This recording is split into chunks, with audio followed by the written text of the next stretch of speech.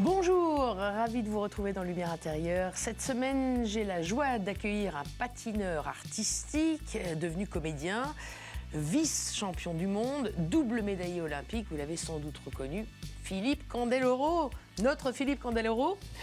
Bonjour Philippe. Bonjour. Ravi de vous accueillir dans Lumière Intérieure. Merci. Sur KTO. On est comme à la maison ici. Voilà, c'est ce que j'allais vous dire. C'est très agréable. Je suis en mode relaxation. Vous êtes à l'aise, bah, tant mieux. Et on avait un autre justement qui était comme vous, c'était Olivier de Kersauzon.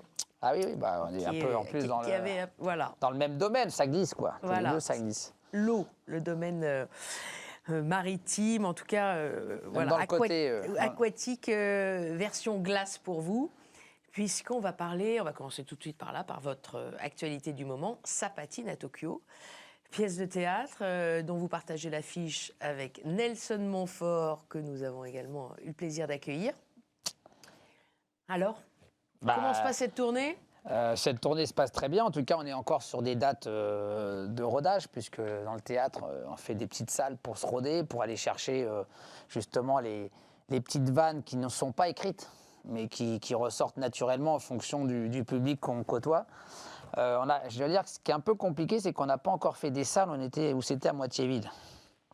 Oui, parce que c'est un gros succès déjà. Hein, en fait, les gens qui viennent nous voir, c'est ceux qui nous aiment bien. Et puis ils ont envie de retrouver finalement ce duo de télé qu'on a du mal aujourd'hui à exprimer, parce que c'est la télé, c'est plus pareil qu'avant. C'est-à-dire qu'avant, on pouvait se permettre tout et n'importe quoi. Aujourd'hui, on est un peu quand même serré dans une boîte. Et on est 3 à l'antenne, là on n'est que 2 sur scène. Mais on retrouve quand même pas mal de choses qui nous caractérisent bien tous les deux, c'est-à-dire le contraste des deux personnalités, puisque ça a été écrit comme ça. Et puis à un moment donné, on a vraiment puisqu'on est sur un championnat du monde où on va commenter. Donc à un moment donné, on est dans une scène où on est complètement comme si on était en championnat à la télévision. À la télé. Voilà. Et quelles sont les différences ? Vous avez ajouté vos textes, ça s'est passé comment la difficulté, je dirais, c'est de bien mémoriser ces textes, ce qui est un petit peu plus compliqué. Ce qui n'est pas le cas à la télé, puisque si vous faites de l'impro... à la télé, on fait de l'impro, mais on peut faire 5-10 minutes à l'impro avec ce qu'on voit, on commente ce qu'on voit. Là, on n'a pas d'image à commenter, donc il faut à la fois rester dans notre texte, dans l'histoire, et après sortir de temps en temps pour qu'on puisse déconner un max tous les deux et que les gens, c'est là-dessus qu'ils vont se marrer. Comme je dis, moi, c'est pas avec cette pièce qu'on va faire un Molière à la fin de l'année, mais ce qui est intéressant, c'est de parcourir la France. Aller dans des endroits où même Nelson n'est pas allé, parce que je pense qu'en France, il a plus vadrouillé que moi. Moi, je suis allé dans peut-être 95 villes, là où il y a une patinoire, parce que c'est mon domaine, c'est là où je suis allé, donc je connais pas mal la France, pas mal l'étranger aussi, mais là, on va aller dans des endroits où, en fait, on n'a jamais côtoyé, ni lui ni moi, finalement, des pièces, des salles de théâtre. Et c'est ça que je trouve intéressant, parce que les gens sont contents de nous voir, globalement. Nous voir jouer, c'est un prétexte. Et c'est peut-être pour ça que lui, comme moi, on a accepté de se dire, allez, on part sur cette aventure, parce que ça va nous permettre, lui, devant partir à son grand regret de France Télévisions à cause de son âge. Et puis moi, le patin, à un moment donné, ça va aussi s'arrêter parce que ça devient dangereux par rapport à mon âge. Et puis, j'ai pas envie de me voir en fait régresser trop non plus. Donc je me dis, le théâtre était une bonne manière à tous les deux de continuer une direction artistique différente de nos métiers de base. Et puis de continuer à côtoyer les gens qui nous aiment bien, parce que quand ils nous voient, ils ont le sourire, on les fait marrer, on est 2 caricatures propres à nous-mêmes d'ailleurs, donc on n'a pas tellement besoin de jouer la comédie. Et c'est ça qui est intéressant dans cette pièce. Vous êtes naturel. Ah ouais. Et puis on cherche à devenir de plus en plus naturel. Nelson, c'est vrai qu'à 71 ans aussi, on est moins à mémoriser les textes. Nelson est plus quelqu'un qui a sa connaissance, sa culture naturelle, donc il débite comme ça à la télévision, il a quelques phrases dans plusieurs langues qu'il arrive facilement à débiter. Là, sur un exercice comme celui-là, même pour moi, je suis obligé d'attendre de savoir comment il va me sortir la réplique pour pouvoir redevenir moi-même, ou le contrer, ou le déstabiliser, parce que c'est ce qui plaisait à la télévision, c'était ce contraste et cette déstabilisation que je pouvais lui apporter de temps en temps. C'est sûr. Et on sent cette réelle complicité qui est à la scène comme dans... Je dirais même plus, la complicité, on l'a, mais je pense qu'on est plus sur de la défense mutuelle. C'est-à-dire qu'aujourd'hui, la télévision est tellement dangereuse que quand il y a un truc qui a dérapé un peu, on est là pour se rattraper l'un et l'autre, quoi. Parce que s'il y en a un qui répond pas ou qui laisse l'autre s'enfoncer, ça peut très vite aller mal, pour l'un comme pour l'autre. Vous avez peur des dérapages? Bah, moi, j'ai pas peur des dérapages, puisque les dérapages font partie de mon métier. Exactement. Et de mon sport. Mais, et puis, c'est surtout mes éléments de langage à moi et ma façon de vivre a toujours été, pour les autres, un dérapage. Sauf qu'avant, les dérapages faisaient recette. Aujourd'hui, ils font pas bon ménage. Avec la certaine minorité, parce qu'en fin de compte, on est jugé par des minorités, pas par la population entière. Puisque dans la rue, moi, ça ne reflète pas ce que parfois je reçois, ou ce qu'on reçoit avec Nelson, de la part des fléaux sociaux, comme il les appelle. C'est-à-dire? Bah, lui, il pense que les réseaux sociaux, vous avez des gens qui anonymement en fait se permettent de vous écraser, de vous défoncer par des mots qui sont parfois violents, alors qu'ils ne sont pas la réalité de ce que nous on a envie de faire percevoir à la télévision. Nous ne sommes pas des personnages méchants à la base. Moi, je ne dis pas des choses méchantes. Déjà, quand je commande ce qui se passe.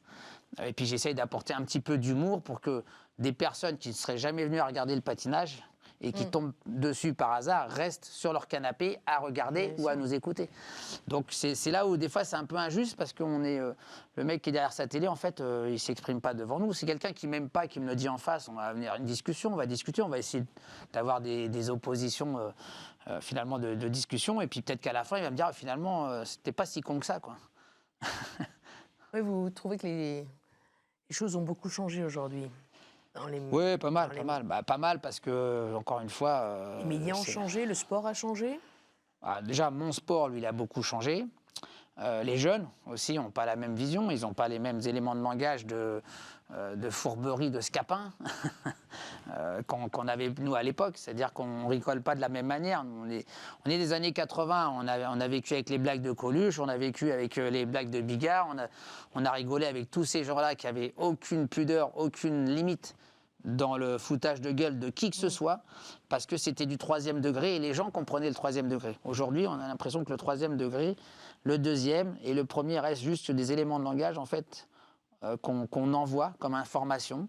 Et les jeunes, en fait, ne retiennent que ça. Ils ont leurs éléments de langage de rigolade, hein, mais ce ne sont pas les nôtres. Donc il faut qu'on arrive à... Pour nous, c'est plus dur, les anciens, surtout que ceux qui ont passé la cinquantaine, parce qu'il faut arriver à s'adapter. Il faut qu'on arrive à adapter notre façon qui était de vivre, où on se marrait bien, et que c'était notre ADN, et, en fin de compte, un mélange d'ADN avec le langage des jeunes. Alors, on n'est pas des vieux cons, mais quelque part, moi, je teste des blagues des fois avec mes filles, qui ont 24, 22 et 18 ans, ça passe pas du tout. Avec tout ce côté de le féminisme, le sexisme, le wokisme et tout ça. Mais on a besoin aussi de ces jeunes-là pour savoir à quelle limite on a peut-être été cons il y a 30 ans. Vous testez vos blagues en famille?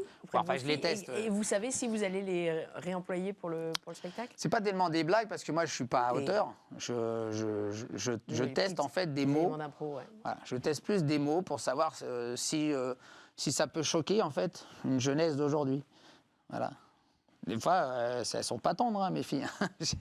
Ce sont des bons. Mais je sais pas comment m'empêche de rire en fait. Moi, c'est ça qui peut me perturber dans la vie parce que le rire est un médicament contre le stress, contre le mal-être, contre la vieillesse, la vieillerie. D'ailleurs, tout le monde me dit, je fais pas 52 ans avec 3 enfants. Ça, c'est sûr. Parce que justement, j'ai cette joie de vivre toujours et j'ai envie de la garder parce que je sais que c'est peut-être le leitmotiv et puis le bon médicament qui m'emmènera le plus loin possible en bonne santé.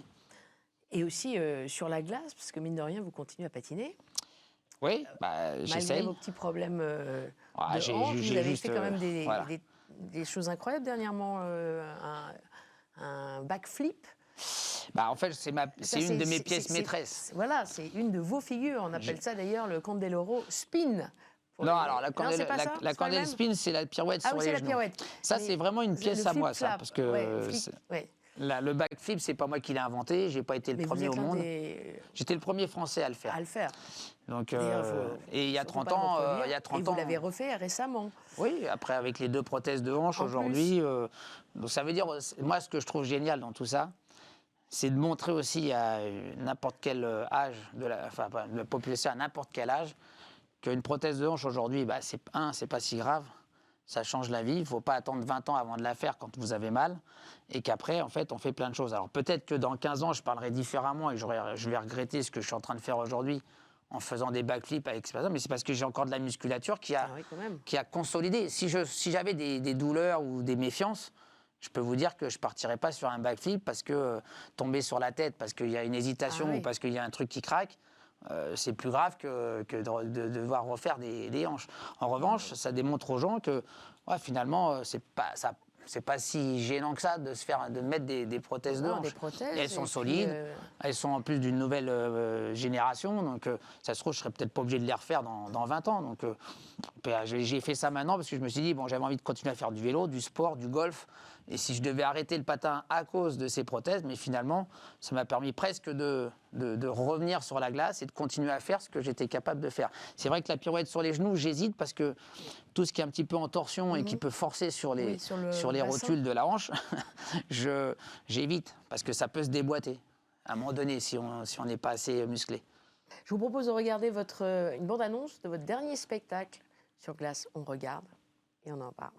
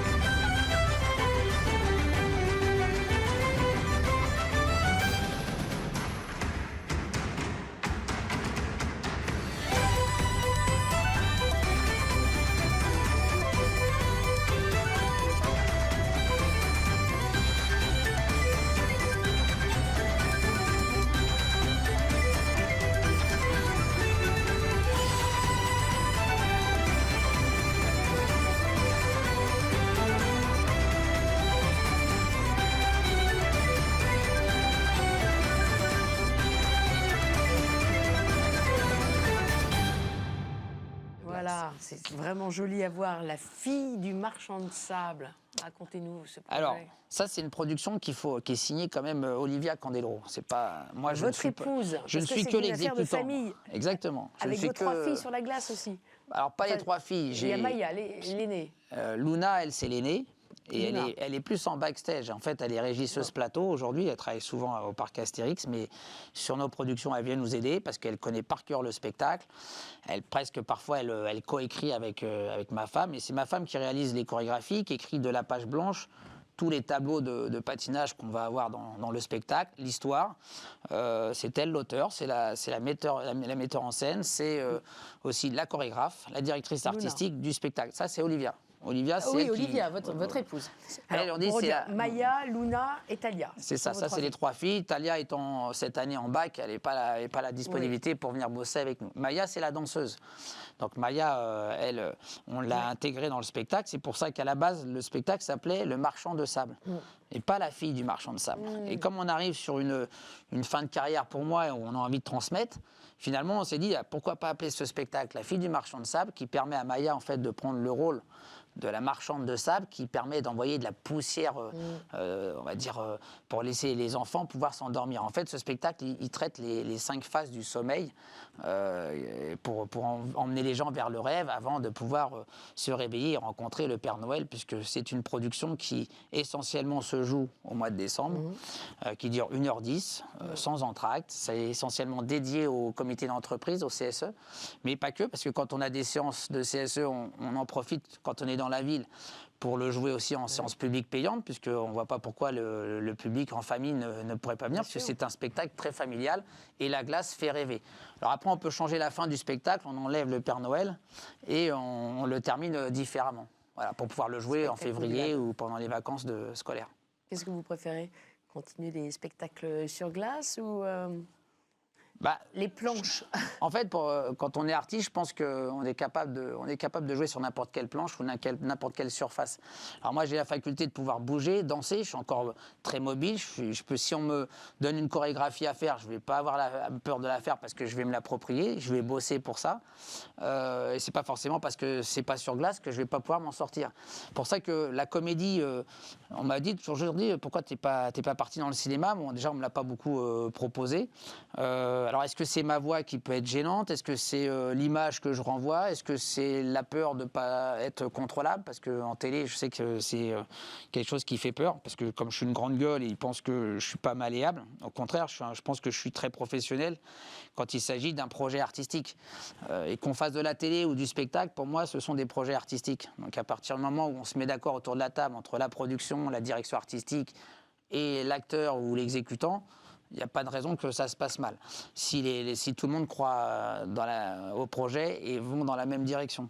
Alors, on émet des idées, on a des oppositions, mais une fois que c'est parti, en général, moi, je pars à fond dans le projet. Il n'y a pas de raison que ça se passe mal, puisque ça fait 30 ans que j'ai arrêté le sport et que tout ce que j'ai pu faire en production de spectacle, je n'ai pas eu l'impression de décevoir. Et c'était la seule manière pour moi de protéger mon nom, qui est resté quelque part, notre nom, Candeloro, est resté une valeur sûre dans le monde du spectacle sur glace. On n'a pas réussi à se développer ailleurs, mais voilà, c'est notre métier, c'est le monde de la glace. Olivia a été championne de France de ballet sur glace plusieurs fois. C'est son métier de savoir gérer 30, 40 ou 50 personnes sur scène. D'ailleurs, on avait même passé et postulé elle a postulé pour rejoindre l'équipe de Thomas Joly pour les Jeux Olympiques. On n'a jamais eu de réponse d'ailleurs. J'ai petit message parce que ça, c'est pas très correct de ne pas donner de réponse. Mais elle aurait pu être une bonne assistante en fait à Thomas Joly. Philippe, je vous propose de passer à la deuxième partie de notre émission. C'est la partie où je m'éclipse et je vous propose 4 mots. Quel dommage. Et on continue notre discussion. Je vous plais pas, vous partez, vous me laissez tout seul. Voilà, exactement. Allez hop, oust du balai. Oust du balai.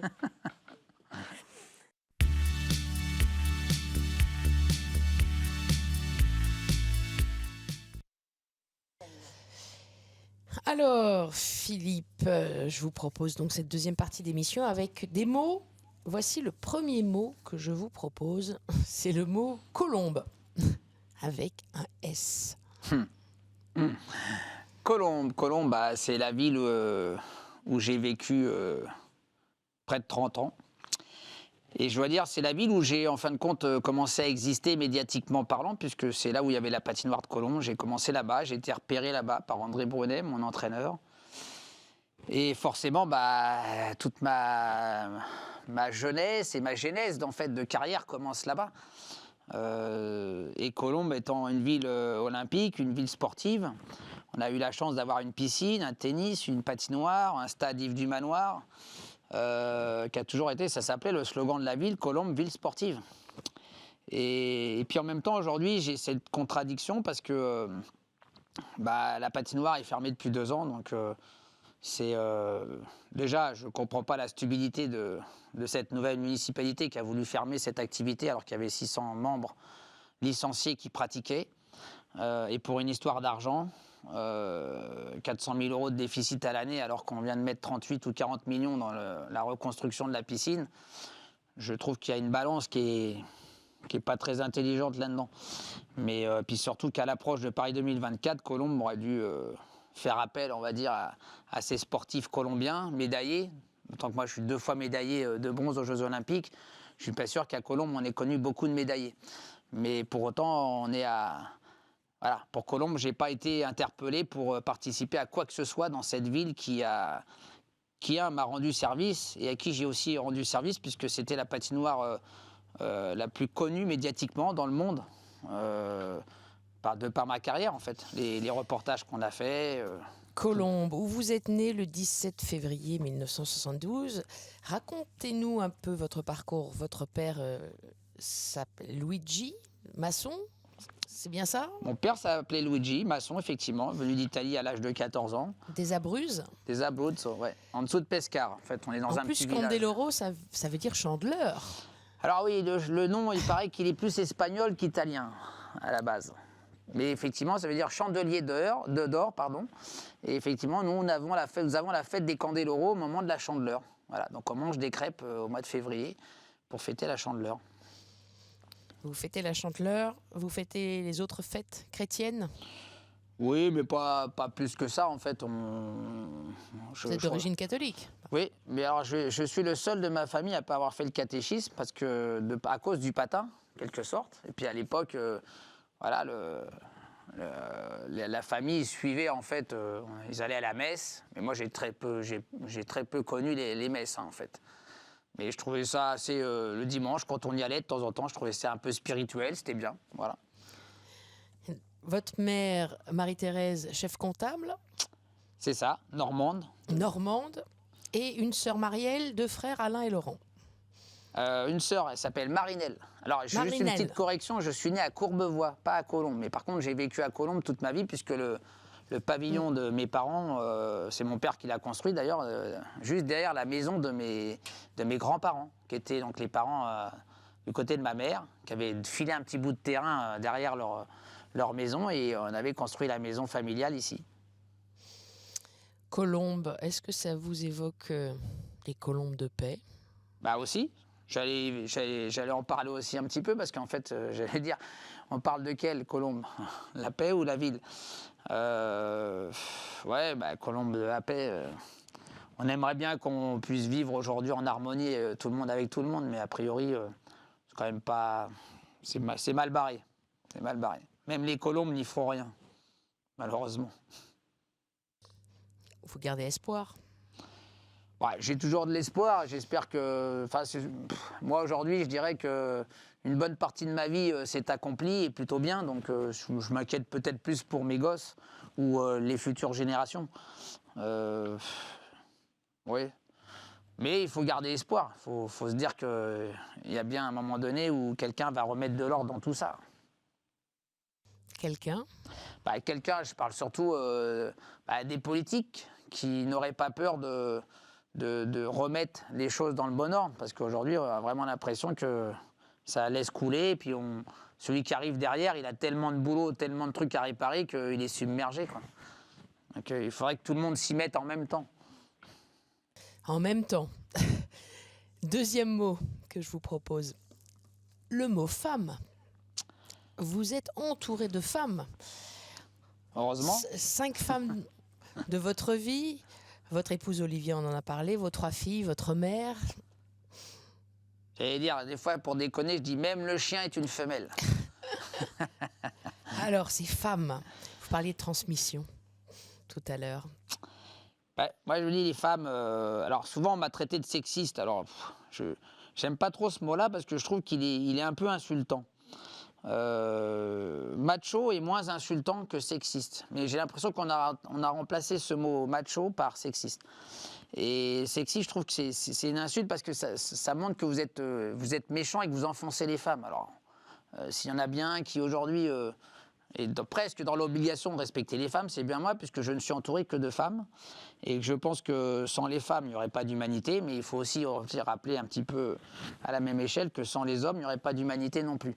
Donc je pense qu'aujourd'hui, on est dans une phase dans le monde où il faut se respecter à la même hauteur. Et puis, c'est pas nous qui avons inventé, encore une fois, les hommes vont travailler et les femmes à la maison. On a été éduqués dans cette période de vie où c'était comme ça, dans les foyers, la plupart des foyers. Donc, on suivait un petit peu le même modèle. Aujourd'hui, on est complètement sorti de ce truc-là. Tout le monde est libre de faire ce qu'il veut.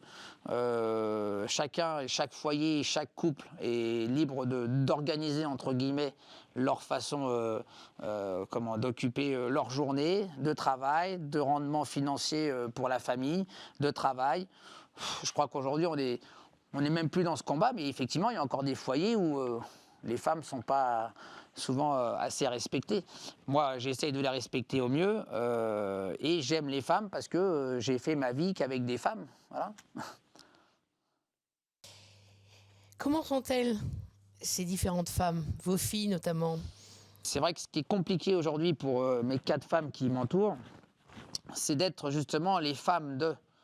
on a tout essayé, on a essayé de les mettre en avant, on a essayé à la limite, il faudrait presque qu'elles changent de nom de famille pour qu'elles puissent être reconnues à leur juste valeur.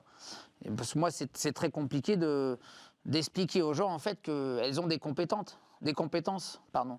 Que ce soit ma femme ou mes 3 filles, elles ont chacune leurs compétences et elles peuvent être autonomes, elles n'ont pas besoin de leur père pour vivre. Et puis c'est pas moi qui vais les pistonner parce que je suis un petit peu contre le piston. Alors c'est vrai, on est des fois plus sévère avec nos propres enfants ou avec notre propre entourage qu'on pourrait, par rapport à d'autres personnes, qu'on serait même mieux de pouvoir aider parce que on n'a pas cette culpabilité de dire ah ben je l'ai mise là pour l'aider. Au contraire, des fois, moi, c'est encore pire et c'est souvent ce que me reproche Olivia d'ailleurs. C'est que j'aide pas assez mes gosses, mais parce qu'il y a un truc qui me gêne dans tout ça et j'aimerais pas qu'on puisse dire du mal de mes femmes ou de mes filles, je veux dire, parce que j'aurais voulu leur filer un petit coup de main. C'est vrai que je suis assez. C'est pas une question d'égoïsme.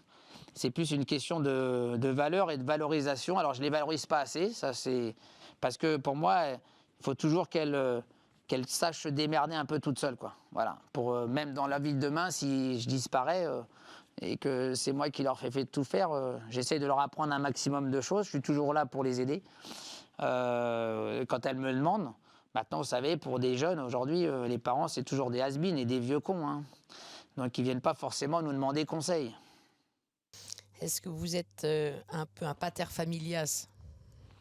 Ouais, quand même. Bah, moi, j'ai pris la responsabilité de créer une famille, de me marier, de créer une famille et de toujours dire bah, je dois assumer financièrement, à minima, ce que je peux assumer pour qu'elles aient une belle vie, pour qu'elles aient un toit, qu'elles aient de quoi manger, qu'elles aient de quoi suivre des études. Alors, c'est vrai que moi, comme Olivia, on est issu du sport-études où on a laissé vite tomber les études et à l'époque on n'était pas obligé de faire des grandes études pour soi-disant réussir dans la vie et la preuve c'est qu'on a quand même plutôt fait beaucoup de choses, moi comme ma femme et ensemble qui nous valorisent et qui réconfortent notre ego, mais c'est vrai qu'aujourd'hui j'avais pas anticipé que faire des grandes études à 3 filles c'est à minima un billet de 100 000 euros. Et un billet de 100 000 euros, aujourd'hui, vous ne les faites pas si facilement que ça. Par contre, vous le dépensez très facilement. Et de l'autre côté, vous avez aussi les dépenses annuelles pour subvenir aux besoins de la famille. Donc tout ça, c'est des choses qu'effectivement que je n'ai pas anticipées parce que je ne les ai pas vécues auparavant. Vous savez, j'imagine que votre ami complice Nelson Montfort a 2 filles aussi. Oui. Elles se connaissent, les 5 filles? Oui, elles se sont rencontrées. Alors Victoria un petit peu moins pour la fille de Nelson, elle connaît moins mes filles. Par contre, Isor a déjà rencontré Maya, a déjà rencontré Luna. Luna, elle est un petit peu particulière dans sa façon de penser. Elle rejoindrait presque un petit peu la manière de penser d'Isor qui est assez réservée. Et je sais que Nelson aime pas mal Luna parce que Luna, c'est une enfant de 2000. Les enfants de 2000 ont une spiritualité, une façon de penser qui est complètement différente des autres personnes qui sont nées après ou avant l'an 2000. Est-ce que vous auriez été différent si ça avait été des garçons? Ouais, peut-être. Je pense que j'aurais été encore plus sévère parce qu'en fait, moi, ce que j'ai peur, c'est qu'on dise du mal de mes gosses en disant mais elles sont niaises en fait, tes filles.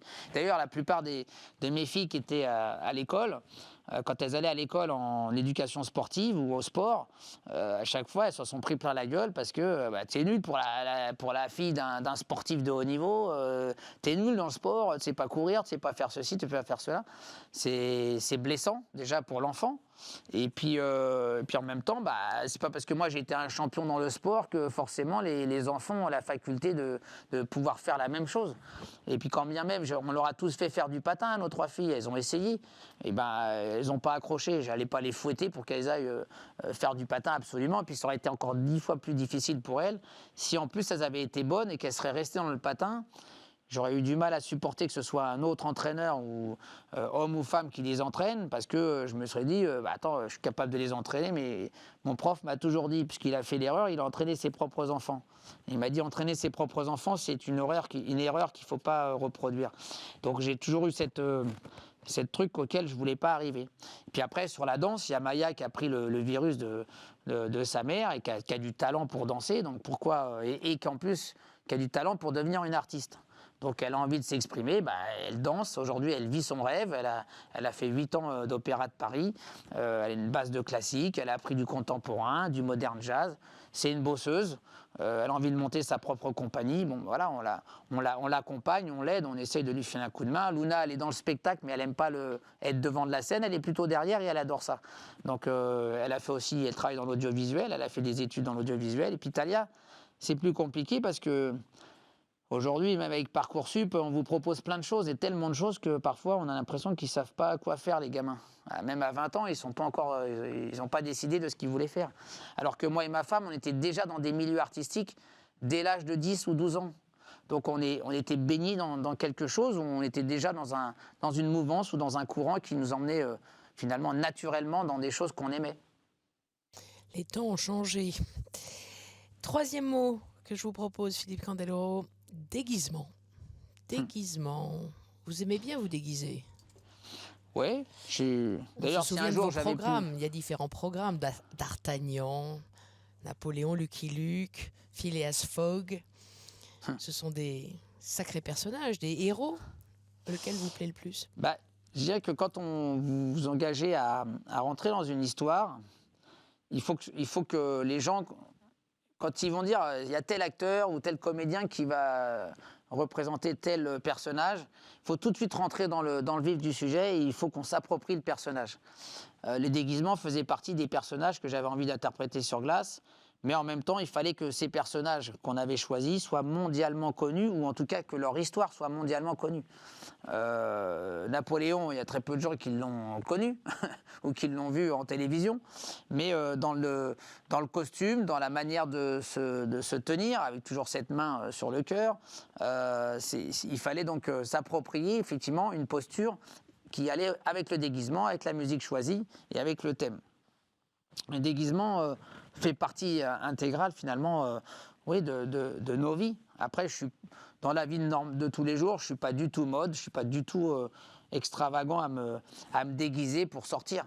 Maintenant, quand on a une soirée déguisement ou déguisé, oui, je vais certainement trouver un costume plus ridicule que celui de mon compagnon ou ceux qui m'accompagnent dans la soirée, quoi.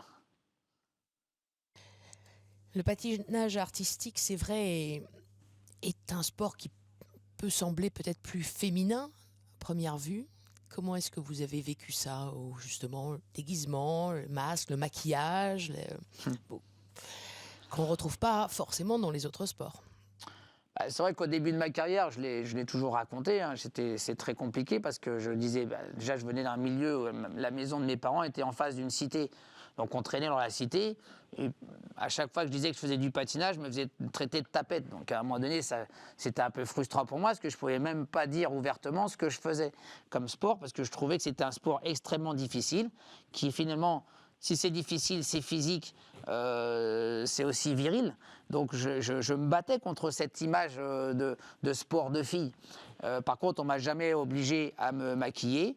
En tout cas au début. Par contre, quand il fallait commencer à mettre des tuniques en lycra avec des strass et des machins comme ça, je peux vous dire que j'étais pas très très à l'aise, parce que de l'autre côté, quand je retrouvais ma vie de gamin de cité, elle était là en train de se battre, en train de jouer les gros durs, et de l'autre côté j'avais ce contraste de vie. Donc c'était oui, pour moi j'avais deux vies, quoi. C'était un petit peu Dr. L et Mr. Jekyll, quoi. Mais et grâce au déguisement, en fait, j'ai pu me donner une identité artistique que j'avais pas avant l'âge de mes 16 ans, parce que il y avait des chorégraphes qui essayaient de me faire bouger un bras en l'air comme ça. J'avais l'impression d'être une danseuse, et que j'alimentais en fait tout ce que les gens pensaient de ce sport, notamment mes copains que je pouvais retrouver dans la cité. Et il y a seulement quand j'ai commencé à gagner une grande coupe plus haute que moi en champion de France Espoir, où on a fait le tour de la cité avec la coupe, que j'ai pu commencer à dire que je faisais du patin ouvertement, parce que j'étais devenu un petit peu l'enfant de Colombe, comme disait le maire Dominique Frelot à l'époque. Philippe, c'est un enfant de Colombe. Et un enfant de Colombe, c'était comme toutes les banlieues de l'époque, où chaque ville était content d'avoir quelqu'un qui faisait parler de la ville, et en bien. Donc le déguisement m'a permis juste ce passage-là, en fait, de me dire, bon allez, j'en ai rien à faire si on me traite de fille. Aujourd'hui, on ne me traitera pas de fille parce que je prendrai des déguisements qui sont plus liés finalement à des personnages un peu plus virils. J'ai failli faire il y a quelques années, je voulais faire un numéro d'exhibition sur les drag queens. Parce que c'était du spectacle. Parce que quand vous êtes déguisé en drag queen, vous pouvez aller sur les genoux d'un monsieur plutôt que d'aller sur les genoux d'une dame. Quand je faisais Big Bisou, je peux vous dire qu'aujourd'hui, je ferais Big Bisou, je serais en prison dès la première parole de Carlos qui disait un baiser sur la main. Alors qu'à l'époque, quand je faisais Big Bisou, on commençait la main, le front, le nez, et puis c'était un gros bisou sur la bouche à la fin de l'exhibition. Et il y a même des dames qui mettaient la langue, c'est elles qui mettaient la langue, c'est pas moi. Mais aujourd'hui, tout ça, c'est complètement obsolète. Donc comment on peut aussi continuer à faire du spectacle en ayant des interdits? Le déguisement permet peut-être de passer de franchir cette barrière. S'affranchir de certains interdits. Justement, déguisement, est-ce que vous portez des déguisements moraux, des apparences, des masques? Vous voulez dire... Ou est-ce que vous vous sentez plutôt quelqu'un d'authentique? Ah non, moi je crois que je suis même trop authentique. C'est pas... Non, j'ai pas trop de... Alors, j'ai pas trop de tabous dans la vie, donc j'ai pas grand-chose à cacher, en fait. Donc, je pense que en étant libre, je peux me pointer n'importe où, dans n'importe quel milieu, en me sentant à l'aise, en fait. Je vais m'adapter. Alors après, il y a des sujets de conversation que je suis pas capable de tenir parce que j'ai pas la connaissance du sujet. Mais je m'offusque pas pour autant. Et puis, des fois, j'aime bien être comme dans un chien, comme dans un jeu de quilles, c'est-à-dire... venir vraiment choquer par moment, par 2-3 mots ou une phrase, parce qu'on est dans un milieu qui n'est pas du tout le mien et qui est un peu plus coincé, quoi. Voilà. Mais c'est marrant, je trouve. Ça vous amuse de bousculer comme ça les codes? Ouais, mais alors ça m'amuse parce qu'en fait, derrière, je regarde un peu la réaction des gens, et puis à la fin, on s'aperçoit que c'est eux qui ont un masque. Pas nous. Bas les masques. Parce que Nelson, par exemple, Nelson fait très guindé, très british, comme ça. Et puis en fait, quand on gratte un peu à la surface, ou profondément, voilà, c'est quelqu'un qui a beaucoup d'humour. Il sait raconter aussi des histoires de fesses et que ça passe très bien. Voilà. Sauf qu'il ne se permettra jamais de le dire ça va être plus subtil. Mais il ne va pas le dire comme ça ouvertement au micro devant une salle remplie de monde, quoi. Je vous propose le 4e et dernier mot. Nous sommes sur KTO. Le mot foi. Foi. Bah oui, on a de la foi. Ma foi, dans cette ville de foi, il était une fois. Quelques fois, ça m'a valu quelques déboires. Non, mais la foi, oui, la foi, on en a. D'ailleurs, moi, ce mot-là, on peut lui rajouter plein de terminaisons différentes, et en fait, ça représente bien, je pense, ma personnalité aussi, une de mes facettes de personnalité, parce que pour faire ce que j'ai fait, j'avais forcément la foi. Voilà. Quand t'es gamin, on t'explique pas ce que c'est que la foi. Je pense qu'elle grandit en toi, la foi. C'est parce que tu crois à tes espérances, tu crois en tes capacités à accomplir quelque chose de différent, quelque chose qui va faire plaisir à tes parents, à toi-même déjà. Il faut pas avoir peur d'être à un moment donné égoïste, parce que la foi, elle est propre à chacun de nous. Donc, et c'est la manière dont on l'a construit. La foi en soi. Bah oui. Et la foi en Dieu. La foi en Dieu, alors, compliqué, parce que moi, je suis d'une famille chrétienne, c'est sûr, j'ai été baptisé. Par contre, je ne pratique pas. Il y a quelques années, j'avais une petite croix ici, parce que je crois en Dieu, après, parce qu'on m'a donné cette religion-là. D'ailleurs, nous, on n'a pas voulu faire baptiser nos filles pour qu'elles aient finalement le choix de choisir la religion qu'elles voulaient, parce que certaines religions peuvent bloquer finalement des relations amoureuses ou faire des blocages dans les familles. Donc finalement, on se dit, après, chacun, encore une fois, moi, j'interdis personne de vivre de la manière qu'il a choisie ou de ses parents ont choisi pour lui. Mais moi, je ne veux pas qu'on m'empêche de vivre comme j'ai envie de vivre. Voilà. Je suis assez libre, je laisse les gens vivre, mais laissez-moi vivre ma vie aussi. Après, la foi, si on en vient à parler la foi de Dieu, je pense que finalement, on pense que c'est un Dieu qui nous aide, on chérit tous un Dieu, peu importe la religion de laquelle on vient. Et je pense que moi, personnellement, je suis assez superstitieux parce que j'ai fait du sport, mais je n'ai pas voulu me faire piéger par la superstition ou trop par la foi ou par les étoiles, les astres et compagnie. La petite croix dans l'oreille, c'était peut-être un petit peu superstitieux. Oui, bien sûr, très superstitieux, mais comme les chaussettes que je mettais toujours avant, je mettais les mêmes chaussettes avant un programme libre parce que je me dis, la dernière fois j'ai mis ces chaussettes-là, j'ai fait aucune erreur, c'est un programme sans faute. On rentre parfois dans des trucs un peu stupides et c'est là où ça peut être un gros piège par moment. Comme méditer 3 heures avant de partir en compétition, se laisser embobiner par quelqu'un qui est à côté de vous qui va vous dire il faut faire comme ci, comme ça, machin. Bon, on peut avoir des clés qui sont données par des gens, mais je pense que les clés de sa propre foi, c'est vous qui devez les avoir et c'est vous qui devez vous les fabriquer.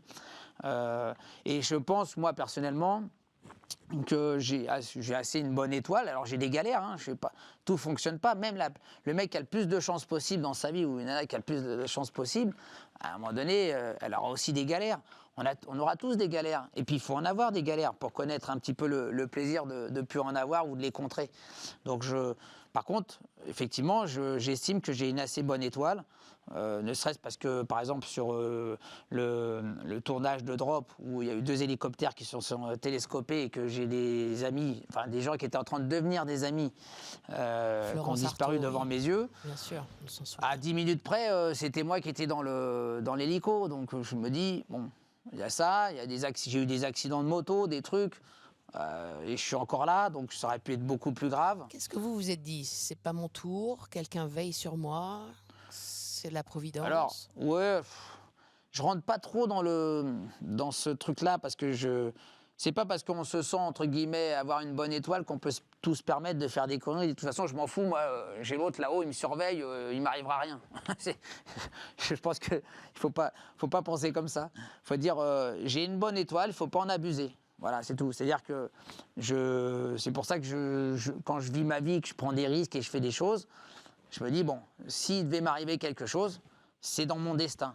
Voilà. Je crois qu'on a chacun un destin et que finalement, la spiritualité ou l'aide, c'est sûr qu'on a plus d'aide de ceux qui nous surveillent là-haut que de l'aide de l'État, hein, ça c'est clair.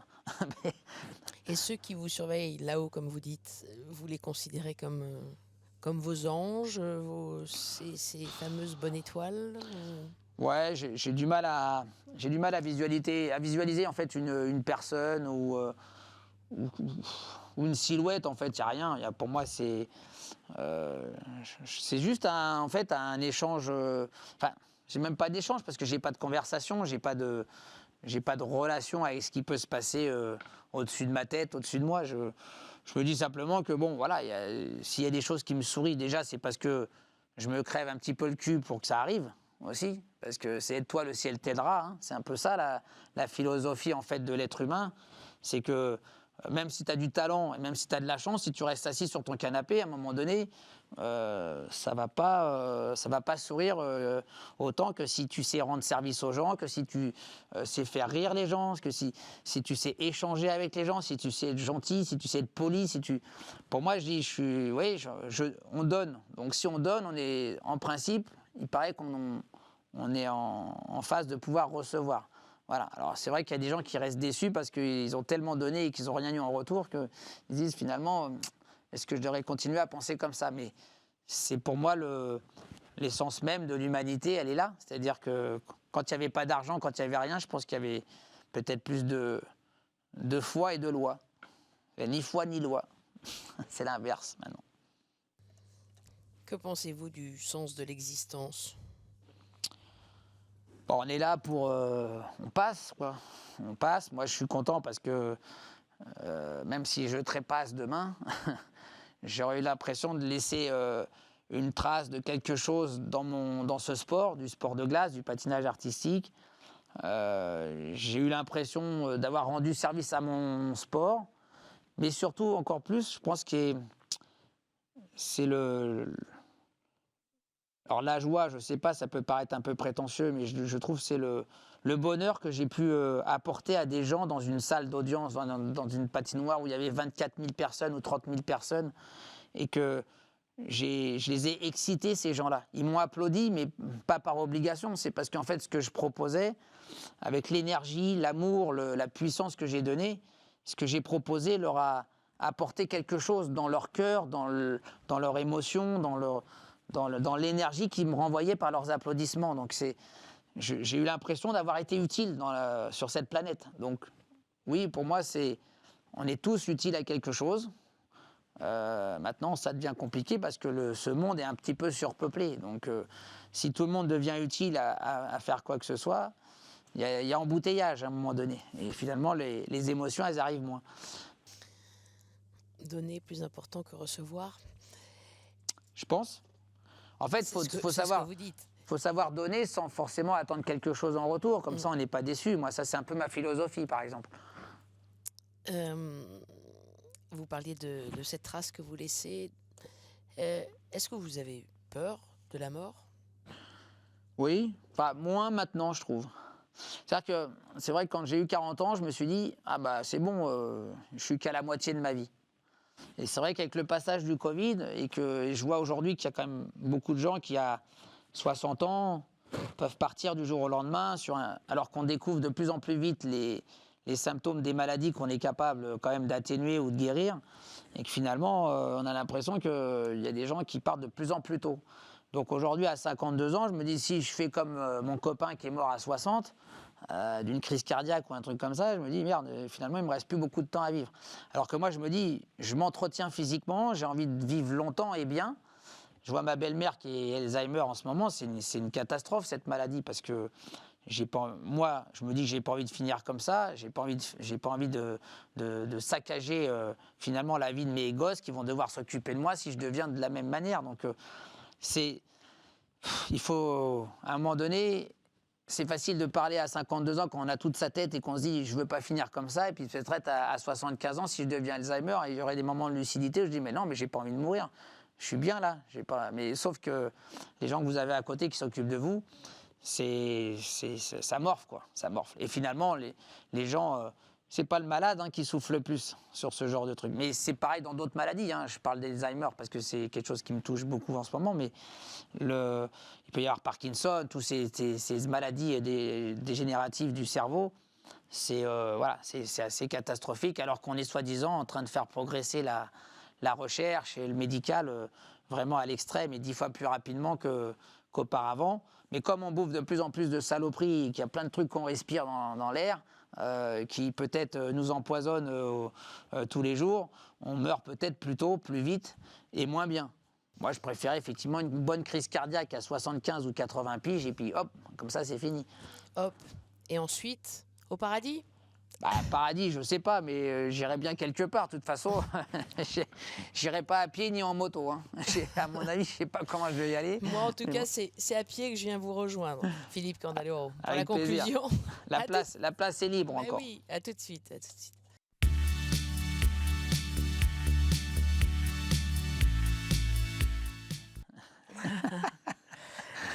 Philippe Candeloro, souriant. Ça s'est bien passé? Bah ouais. Ça va, c'est pas une torture non plus. Bah oui, vous avez l'habitude de la télé. Et vous connaissiez le fait de partir comme ça, un peu comme d'autres émissions qui proposent ça? Une partie en face à face et une partie... Il y avait une émission un peu avec Marc-Olivier Fogel quand il faisait le divan, c'était aussi un peu... Je trouve ça bien parce qu'effectivement, déjà, on prend plus le temps de parler, d'avoir une réflexion sur soi-même. On n'est pas là pour faire une promotion de quoi que ce soit. Donc, je trouve que c'est une discussion assez spirituelle. Puis là, en plus, vous êtes en position. Ouais, alors pas tout à fait. Ouais, moi, je suis plutôt. De toute façon, n'importe quand et n'importe quelle position, je suis assez à l'aise. Donc, vous inquiétez pas. Mais je trouve que c'est des sujets de discussion qui ne sont pas toujours abordés en télévision. Donc, quelque part, c'est intéressant. Parmi les 4 mots que je vous ai proposés, il y en a un qui vous a davantage touché ou fait réfléchir? Bon. Le mot de votre les 4 enfance, mots sont, colombe, les 4 mots femme, sont essentiels à ma vie, en fait. Déguisement, ça va un peu avec... et la foi. Moi, je dirais plutôt, dans l'ordre, il y a mes femmes, la foi, colombe, Et puis déguisement. Si je devais les classer dans un ordre de priorité. Pas d'importance, mais de priorité. Quand vous étiez tout petit garçon, vous imaginiez que vous alliez avoir une vie comme ça? Je crois que quand j'étais petit garçon, j'avais envie d'avoir une vie comme ça. Donc en fait, je me suis créé des opportunités et j'ai bossé pour arriver à ça. Parce que à un moment donné, j'ai vu un truc à la télé, peut-être qui m'a boosté. Après, dans mon sport, j'ai vu un truc qui a dû me booster, qui dit il faudra faire ceci, il faudra faire cela. Puis vous aviez peut-être aussi un talent naturel qui a fait que vous avez été repéré quand même très jeune. La vraie chance que j'ai eue, c'est d'avoir été repéré par M. Brunet parmi 25 gamins, des scolaires qui venaient patiner à Colombes ce jour-là. Eh oui. Si je passe à côté de ça, en fait, mon destin, il est complètement différent. Ça, c'est comme Retour vers le futur. Si on change un petit truc sur la ligne de départ, mais ce talent, ce don, après, vous l'avez cultivé, mais c'est aussi peut-être une Je l'ai laissé bonne se étoile. cultiver. Je pense que je l'ai laissé... Vous avez travaillé dur. Je l'ai laissé grandir en moi, le talent, mais j'ai su lui donner ce qu'il fallait pour éclore. En fait, c'est là où il y a des gens qui ont des super talents en France, mais qui sont cossards, qui travaillent pas. Donc en fait, et on en a vu, j'en ai vu dans mon sport. Et on est triste quand on est un recruteur comme l'a été mon prof ou comme moi je pourrais devenir aujourd'hui avec cette vision que j'ai d'un individu, mais pas seulement dans mon sport. Dans plein de sports, je vois des gens, je vois des choses qui... Des gâchis. Ouais, du gâchis, c'est vrai. Et c'est rageant. C'est rageant. Mais bon, c'est pas... Comment vous voyez la suite, votre avenir? Le théâtre, si ça veut sourire, je dis que c'est finalement une bonne continuité dans un domaine artistique. Donc à voir en ce moment, ça patine à Tokyo. Et puis... Moi, je pense qu'il va me manquer, comme à Nelson, si jamais demain tout ça s'arrêtait, ça va être l'échange avec le public. Parce que je pense que le public vous renvoie une telle énergie, une envie de vous bouger le cul le matin pour vous lever. Si on n'a pas ça, en fait, je pense que...